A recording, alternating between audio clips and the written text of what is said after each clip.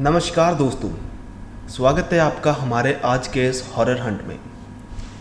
तो चलिए शुरू करते हैं आज की कहानी। दोस्तों, आज की कहानी हमें भेजी है जगमोहन जी ने पंजाब से। उनका कहना है कि ये कहानी बिल्कुल सच्ची है। ये बात तब की है जब वो ट्यूशन जाया करते थे। जिनके पास भी ट्यूशन जाते थे, ये कहानी उनको उनके पिताजी ने सुनाई थी। उनके पिताजी एक फ़ौजी थे। खैर, अब तो वो रिटायर हो चुके हैं, लेकिन ये बात तब की है जब वो फ़ौजी होते हुए ड्यूटी किया करते थे। तो चलिए शुरू करते हैं आज की कहानी। तो ये कहानी है शमशेर सिंह की। ये बात 1996 की है, जब शमशेर सिंह जी अपने परिवार के साथ, जिसमें एक बीवी और उनका एक 8 साल का बेटा था, एक क्वार्टर में रहा करते थे। उस समय उनके क्वार्टर्स का जिस बिल्डिंग में वो रहते थे उसका रेनोवेशन होना था। तो जितने भी फ़ौजी परिवार उस बिल्डिंग में रहते थे, सभी को वहाँ से निकाल कर एक नई बिल्डिंग अलॉट कर दी गई थी। वो क्वार्टर्स कुछ ऐसे थे कि एक बिल्डिंग में 2 फ्लोर थे, एक ग्राउंड फ्लोर एक फर्स्ट फ्लोर, और 2 फ्लोर की एक बिल्डिंग थी और एक के साथ एक बिल्डिंग काफ़ी लाइन में बनी हुई थी। बिल्डिंग्स के सामने एक सड़क थी और सड़क के फिर सामने वैसी ही बिल्डिंग्स बनी हुई थी। जो क्वार्टर शमशेर सिंह को अलॉट हुआ था, उसके ग्राउंड फ्लोर में कोई नहीं रहता था। वो ग्राउंड फ्लोर काफ़ी समय से बंद था, टूटा फूटा और घास वगैरह उगी हुई थी। लेकिन जो फर्स्ट फ्लोर था वो सही था, उसकी वो साफ़ सफाई करवा दी गई थी और वो बिल्कुल रहने लायक था।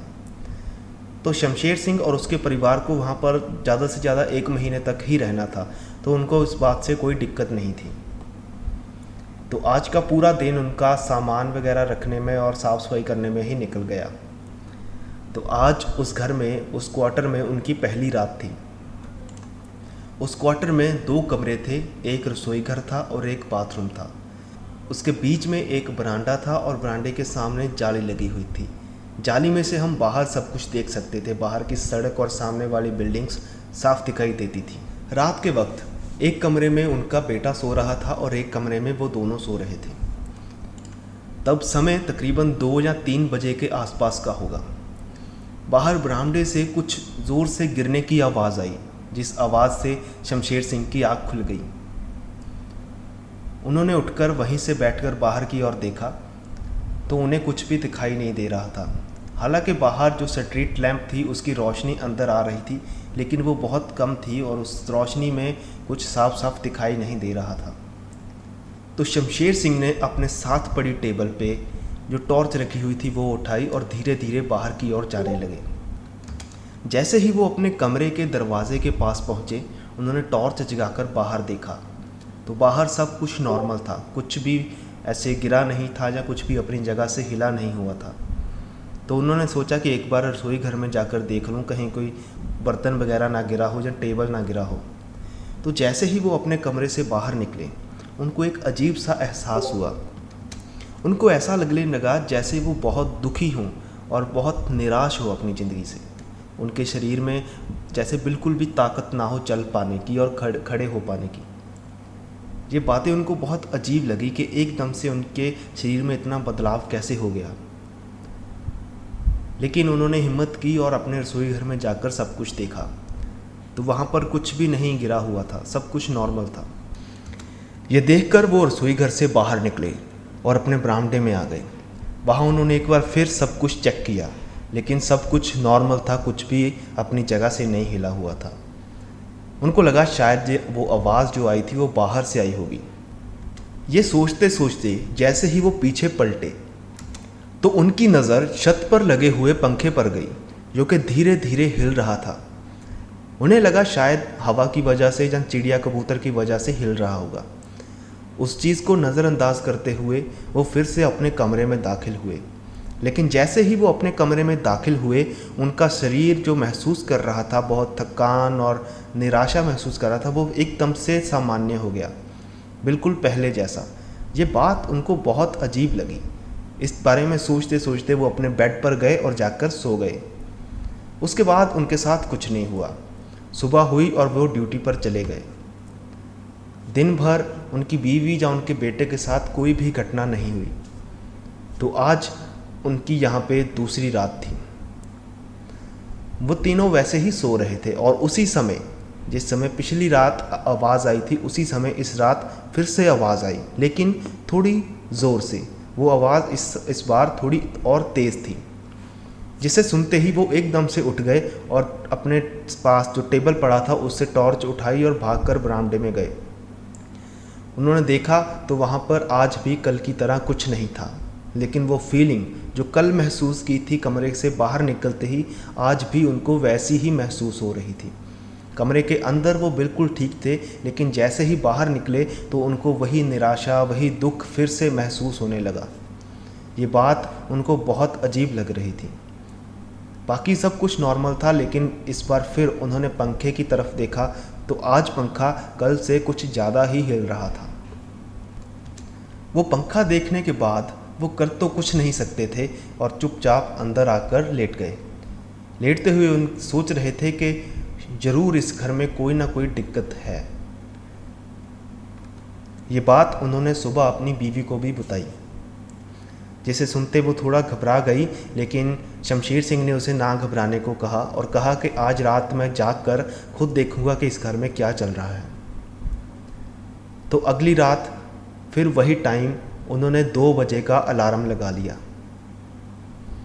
उन्होंने अलार्म एक छोटी जो हाथ पर बांधने वाली घड़ी होती है उस पर लगाया था, ताकि वो ज़ोर से ना बजे, और वो घड़ी अपने बिल्कुल सर के पास रख ली थी ताकि सिर्फ उन्हीं को आवाज़ सुनाई दे, किसी और को वो आवाज़ ना सुनाई दे अलार्म की। तो ठीक 2 बजे अलार्म बजा और वो उठ गए। उन्होंने धीरे से अपनी टॉर्च उठाई और धीरे धीरे जाकर जो दरवाज़ा था उसके पास खड़े हो गए। टाइम 2 बज रहे थे और वो चुपचाप अपने दरवाजे के पास खड़े होकर बाहर देख रहे थे। थोड़ा समय बीता लेकिन कुछ भी नहीं हुआ। तो वो वहीं पर दरवाजे के कमरे के अंदर की तरफ दरवाजे के साथ बैठ गए, ताकि अगर कोई बाहर से आए तो उनको देख ना सके। अब टाइम 3 बज चुके थे। उनको नींद भी आ रही थी, लेकिन बड़ी मुश्किल से वो अपने आप को किसी तरीके से जगाए हुए थे। अब जब 3 बजे तो उनको कुछ महसूस होने लगा, जैसे बाहर बरामदे में कोई चल रहा हो, और वो नॉर्मल नहीं चल रहा था। वो थोड़ा जैसे होता है ना, घबराहट में, हड़बड़ी में तेज तेज से चलते हैं हम, जहाँ ज़्यादा टेंशन होती है, वैसे चलने की आवाज़ आ रही थी। ये वो आवाज़ सुनते ही उन्होंने धीरे से अपना सर घुमाकर दरवाजे से बाहर निकाला और बाहर की ओर देखने की कोशिश करने लगे। अभी उन्होंने टॉर्च नहीं जगाई थी, सिर्फ बाहर जो स्ट्रीट लैंप है उसकी रोशनी में ही देखने की कोशिश कर रहे थे, लेकिन उन्हें कुछ भी दिखाई नहीं दिया और वो आवाज़ उनको साफ सुनाई दे रही थी। फिर वो एकदम से उठे और उन्होंने टॉर्च जगाकर अपने कमरे से बाहर निकलकर बरामदे में आए। उन्होंने चारों ओर एकदम से देखा, लेकिन वहाँ पर कुछ भी नहीं था। वहाँ पर एकदम सन्नाटा था। अभी वो देख ही रहे थे कि उनको ऐसा लगा कि अचानक उनके पीछे से कोई बहुत तेज़ी से चल कर गया हो। उसके कदमों की आवाज़ उनको साफ सुनाई दी। वो एकदम से पीछे पलटे, लेकिन वहाँ कुछ नहीं था। अब वो थोड़ा डर चुके थे। वो बाहर की तरफ देखते देखते ही अपने कमरे की ओर पीछे की तरफ चलने लगे। जैसे हम पीछे की ओर चलते हैं ना, आगे देखते देखते उल्टा, वैसे वो चलकर अपने कमरे में जाने लगे। कमरे के दरवाजे के पास पहुंचकर वो वहाँ पर खड़े हो गए और अभी भी चारों ओर जो रोशनी कर करके देख रहे थे कि कहीं कुछ दिख जाए उनको।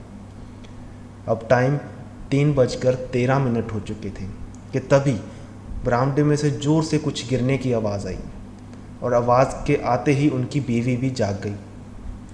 और जैसे ही कुछ गिरने की आवाज़ आई तो वैसे ही उस गिरने की आवाज़ के साथ ही जो ऊपर पंखा लगा था वो ज़ोर ज़ोर से हिलने लगा। ये सब उनकी बीवी भी पीछे खड़ी होकर देख रही थी। इन बातों ने उन दोनों को काफ़ी डरा दिया था।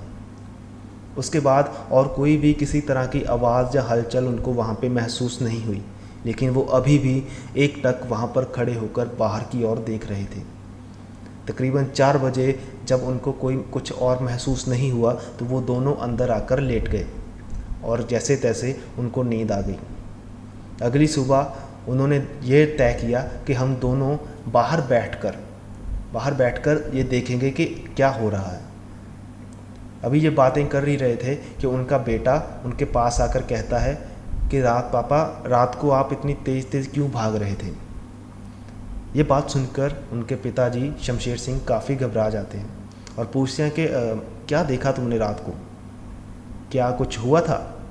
तो उनका बेटा बोल रहा था कि मैं सो रहा था बेड पे, लेकिन अचानक मुझे किसी के ज़ोर ज़ोर से चलने की और भागने की आवाज़ आने लगी।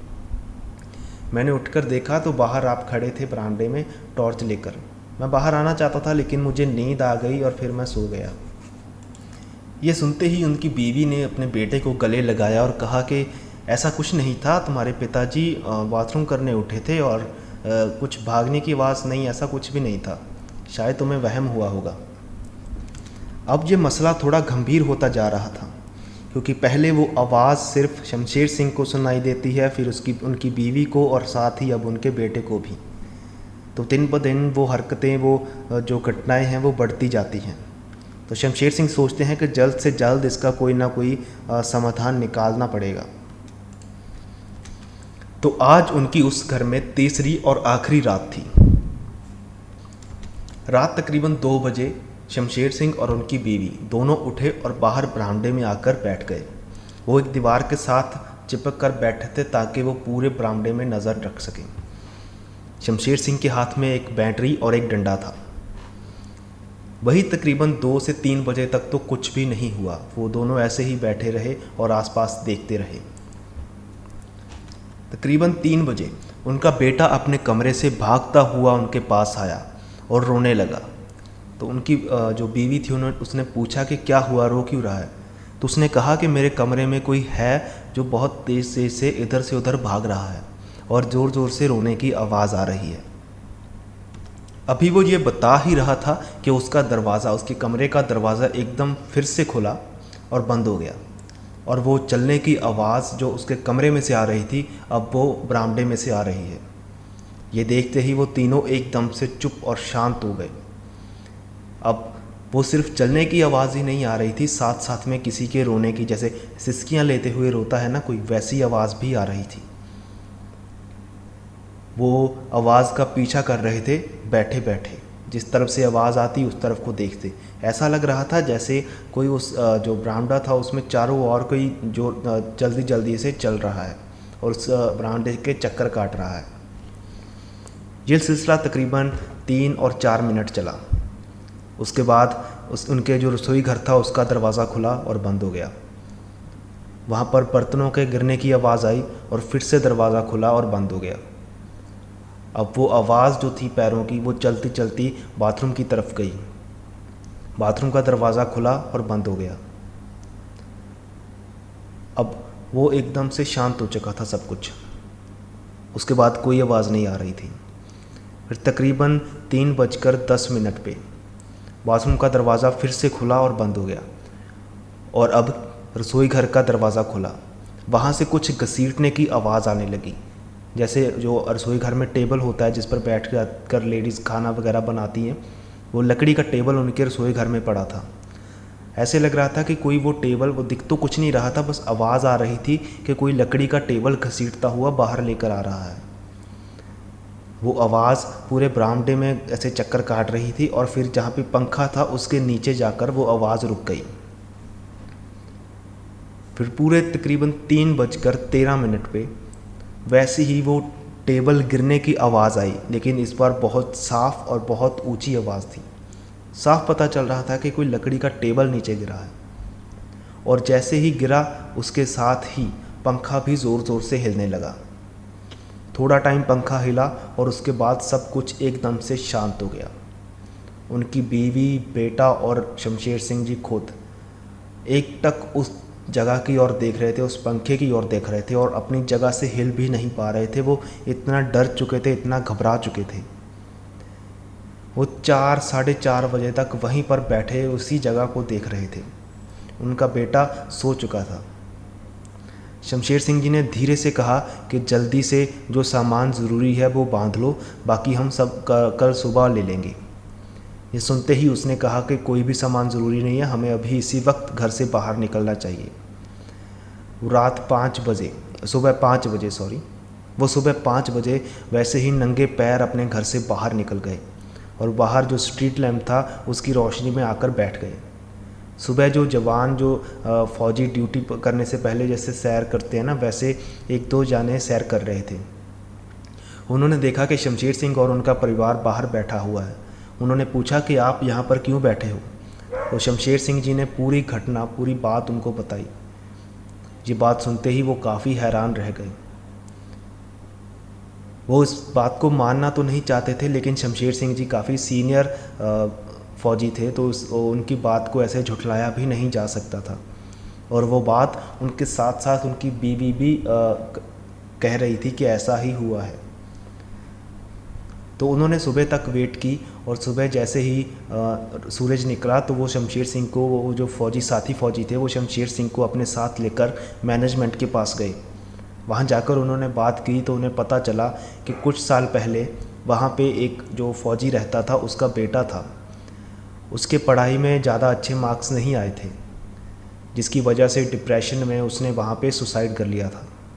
उसकी लाश सुबह मिली पंखे के साथ टंगी हुई। उसके बाद उसी दिन उन्होंने अपना जो क्वार्टर था वो चेंज कर दिया था। तो बड़ी मुश्किल से वो 3 दिन ही उस क्वार्टर में रह पाए थे। शमशेर सिंह का कहना है कि पहले वो इन बातों में उतना यकीन नहीं करते थे, लेकिन उसके बाद उनको इस चीज़ में बहुत बहुत ज़्यादा यकीन हो चुका था। ये उनकी इकलौती ऐसी घटना है जो उनके साथ हुई है पूरी ज़िंदगी में, और ये बात एक एक बात इस जो घटना थी इसकी बिल्कुल सच थी। तो दोस्तों, ये थी आज की कहानी। अगर आपको पसंद आई हो तो चैनल को सब्सक्राइब ज़रूर कर लें और शेयर ज़रूर करें, ताकि मुझे इंस्पिरेशन मिले। और काफ़ी समय से स्टोरीज़ वगैरह नहीं आ रही थी चैनल पे, लेकिन अभी कंटिन्यूसली स्टोरीज़ आएंगी। तो नई स्टोरीज़ के लिए चैनल को ज़रूर सब्सक्राइब करें। तो मिलते हैं हमारे अगले हॉरर हंट में। नमस्कार दोस्तों।